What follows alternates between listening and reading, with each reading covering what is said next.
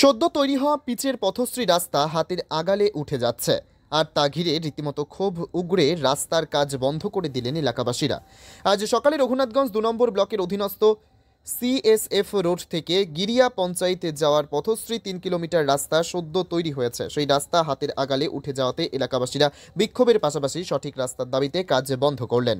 এলাকাবাসীর দাবি, পথশ্রী রাস্তা হচ্ছে এলাকায়, সেই কাজ নিম্নমানের হওয়ায় হাতের আঁচড়ে উঠে যাচ্ছে, সেই জন্য কাজ বন্ধ করলেন এলাকাবাসীরা। তাদের দাবি, সেই কাজ সঠিকভাবে না হলে বাকি কাজ রয়েছে সেই কাজও বন্ধ থাকবে বলে রাস্তায় নেমে বিক্ষোভ প্রদর্শন করেছেন তারা।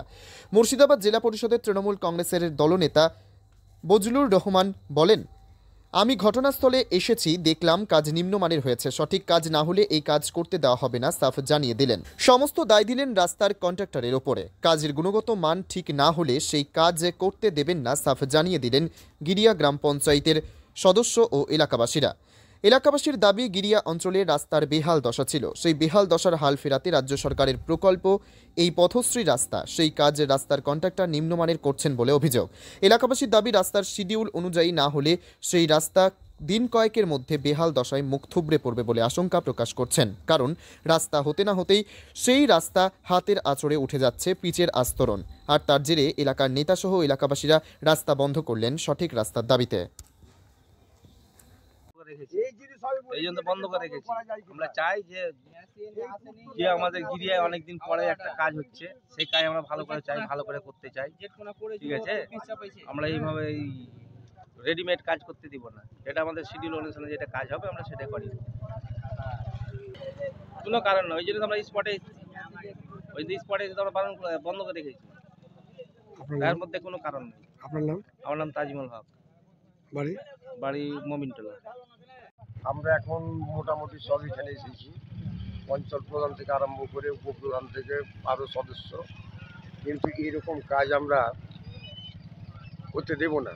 কারণ এর আগে দেখলাম নূরপুর গ্রামে 10 দিন আগে এর কাজ হলো, পিছুটে গেল, কিন্তু এইভাবে যে ধুলাসানা কাজ আমি এটা হতে দেব না। এই জন্য আমার প্রতিবাদ করছি, যেভাবে আমরা বলছি সুষ্ঠুভাবে যাতে কাজ হয় এবং এই রাস্তার যাতে কোনো না হয়, লাস্টিং যাতে করে, এটাই আমি আশা রাখি।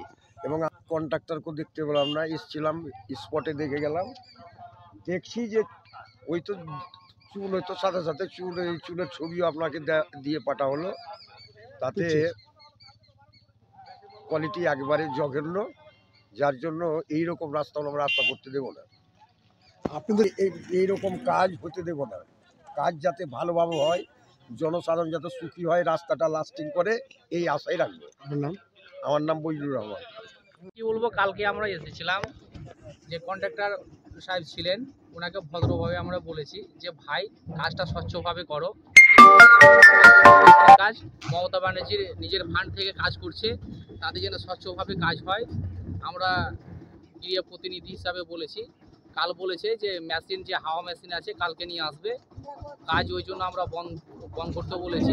মেশিন যখন নিয়ে আসবে তখন থেকে কাজ চালু করবে, নাহলে এখন আপাতত কাজ মেশিন না হলে, স্বচ্ছভাবে কাজ না হলে কাজ আমরা করতে দিব না। কি বলবেন? এই নিয়ে কি বলবো, ঠিকঠাকভাবে কাজ করছে না। আমাদের এটা পথশ্রীর কাজ, মমতা ব্যানার্জি নিজের তহবিল থেকে কাজ করছে, আমরা এই কাজ এভাবে করতে দিব না, তার জন্য এসেছি। ওরাকে বলেছি যতক্ষণ না ঠিকঠাকভাবে কাজ হবে ততক্ষণ কাজ হবে না। কেনে আগে ওরাকে যে যতগুলো আমাদের বেড তৈরি হয়েছিল, 3-4 মাস আগে বেড করেছে, 3-4 মাস আগে বেড করার পরে যতগুলো আমাদের যে মেটালস আছে সবগুলো উঠে গেছে। ঠিকঠাকভাবে আবার বেড করতে বলেছি, ওরা বেড যদি না করতে করে ঠিকঠাকভাবে, তা আমরা রাস্তা ঠিকভাবে করতে দিব না। আপনার নাম? আমার নাম কারু শেখ, গিরিয়া গ্রাম পঞ্চায়েত উপপ্রধান।